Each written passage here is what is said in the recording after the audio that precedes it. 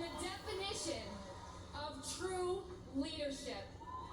Vice President Kamala Harris.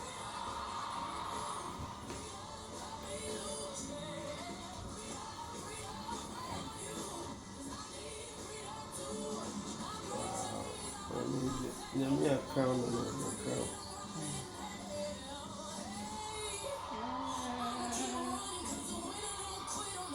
Also, you mean they belongs to the church.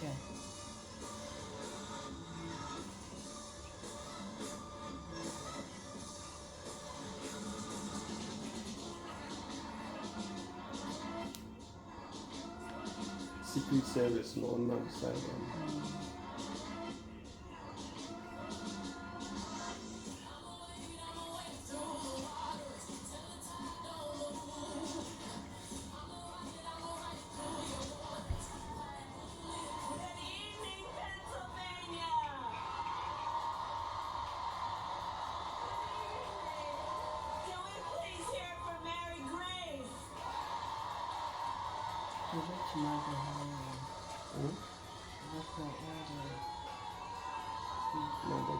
Certain states.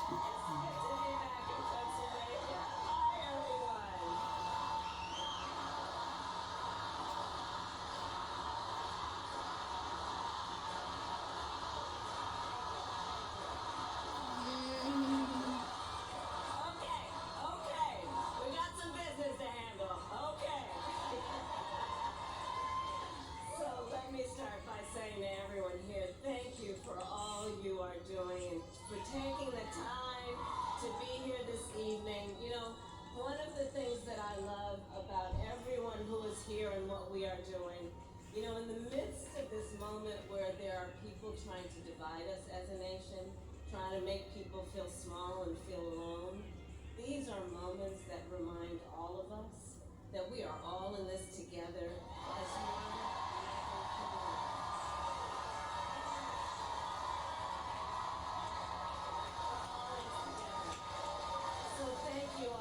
Time you've taken to be here this evening. I want to thank also all the incredible leaders, including Governor Shapiro, who you heard from earlier, Senator Bob Casey, who we will re-elect to the United States Senate, and Mayor Brown, and thank you, Mayor, for the warm welcome. All right, so, Pennsylvania, 3 days ago, Donald Trump and I had our debate.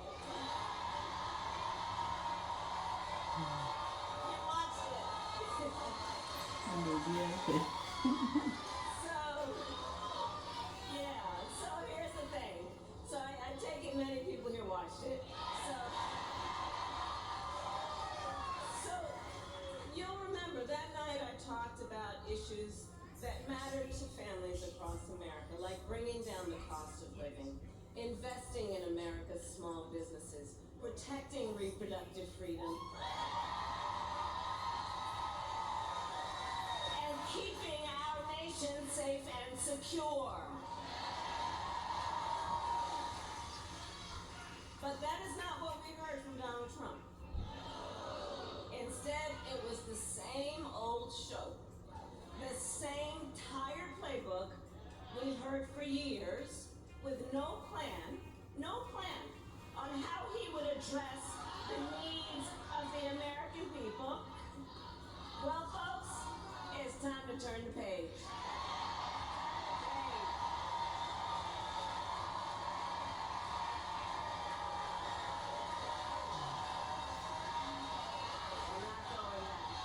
We're not going back. And we are not going back because America is ready for a new way forward.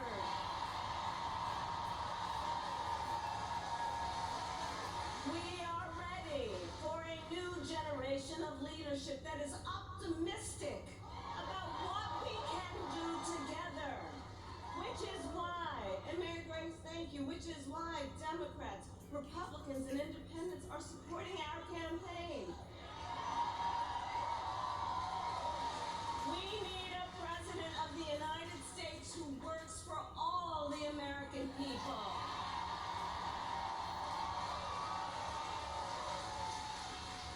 And that just stops with all the trying to divide us. Like, people are exhausted with that stuff. Exhausted. And you know, my entire career, I have fought for the people. As a young courtroom prosecutor in Oakland, I stood up for women and children against predators who abuse them. As Attorney General of California, I took on the big banks and delivered $20 billion for middle-class families who faced foreclosure.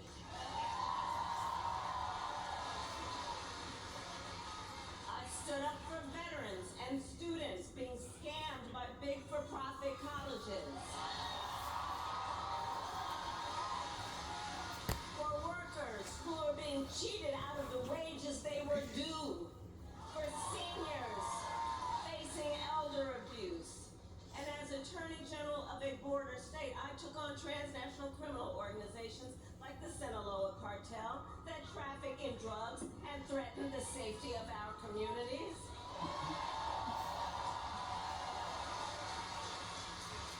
I know these cartels firsthand, and as president, I will make sure we prosecute them to the fullest extent of the law. For pushing poison like fentanyl on our children.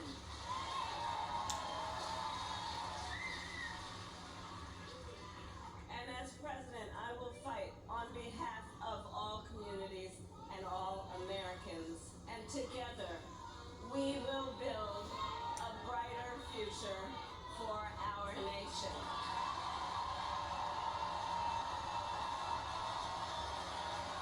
Together. Together.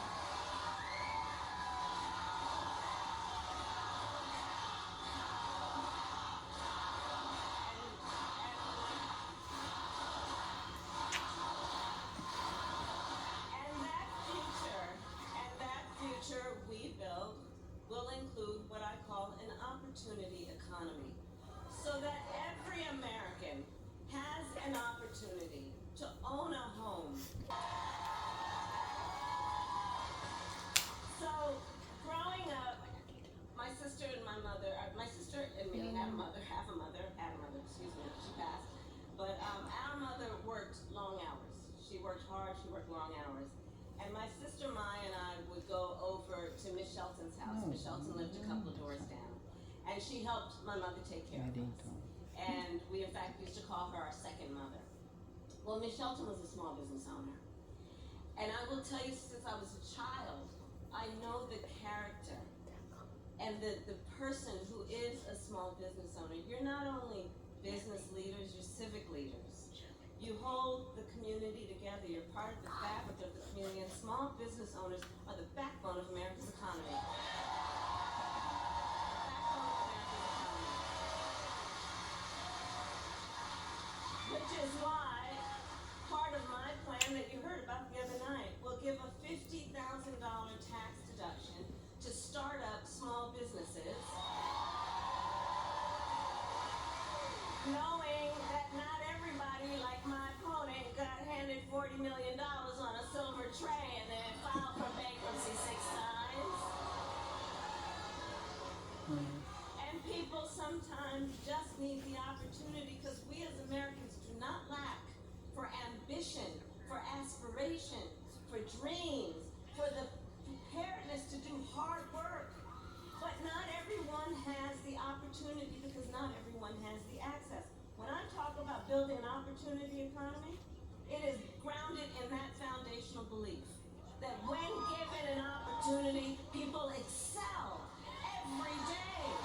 Every day.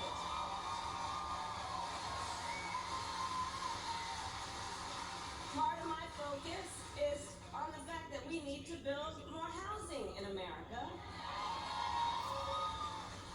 And so we are going to cut red tape and work with the private sector to build 3 million new homes by the end of my first term, including I will take on corporate price gouging, which, as we know, is about those few bad guys. So each state you get like 60,000 new homes. Desperate people, and there needs to be a She's consequence. saying that she Under my plan, get more than 1 100 people, million Americans will get a tax building cut, contractors to build like 3 million homes.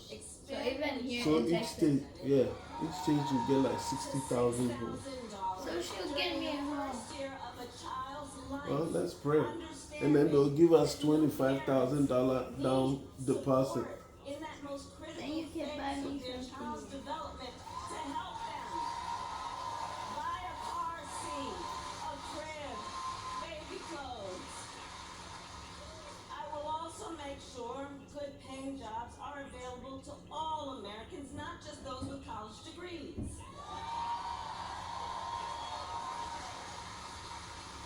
For far too long, our nation has encouraged only one path to success, a four-year college degree. Our nation needs to recognize the value of other paths, additional paths, such as apprenticeships and technical programs.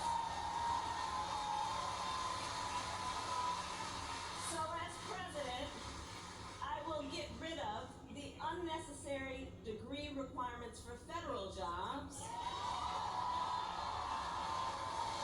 to increase jobs for folks without a four-year degree, understanding that requiring a certain degree does not necessarily talk about one's skills. And I will challenge the private sector to do the same.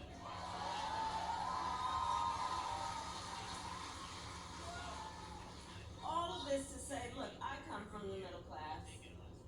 I understand where I come from, and I'm never going to forget that. And I will always put middle class working people first. It will always be my priority.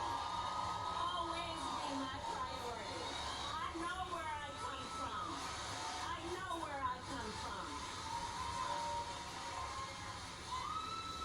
But now Donald Trump has a different plan. Just Google, just look up the Google.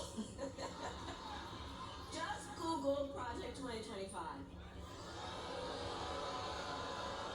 It is a detailed, dangerous blueprint for what he will do if he were elected president again. Donald Trump will give billionaires and corporations massive tax cuts like he did before. He intends to cut Social Security and Medicare. And he wants to impose what I call the Trump sales tax on everyday basic necessities, which, as economists have reviewed, would cost the average family nearly $4,000 more a year. In fact, independent economists like Goldman Sachs have said my plan would grow our economy, and his plan would shrink the economy, reignite inflation, and send us into a recession by the middle of next year. On top of all of this, Donald Trump intends to end the Affordable Care Act. And let's remember, like, we're not here with Trump amnesia. We remember when he was president, he tried 60 times to end the Affordable Care Act. And as he said in the debate just this week, he has no plan to replace it. Right. You said it. He said he has, quote, concepts of a plan. Concepts of a plan. No actual plan. So let's just think about this for a moment. He's going to threaten health insurance for the 45 million people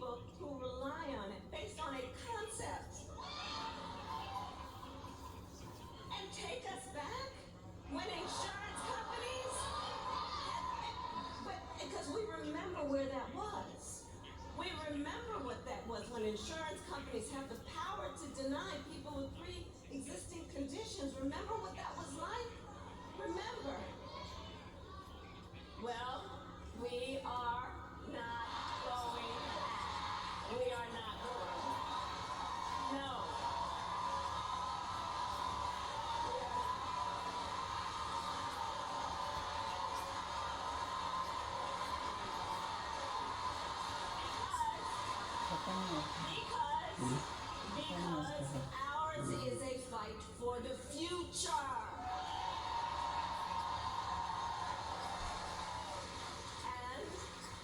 And ours is a fight for freedom. Like the fundamental freedom of a woman to make decisions about her own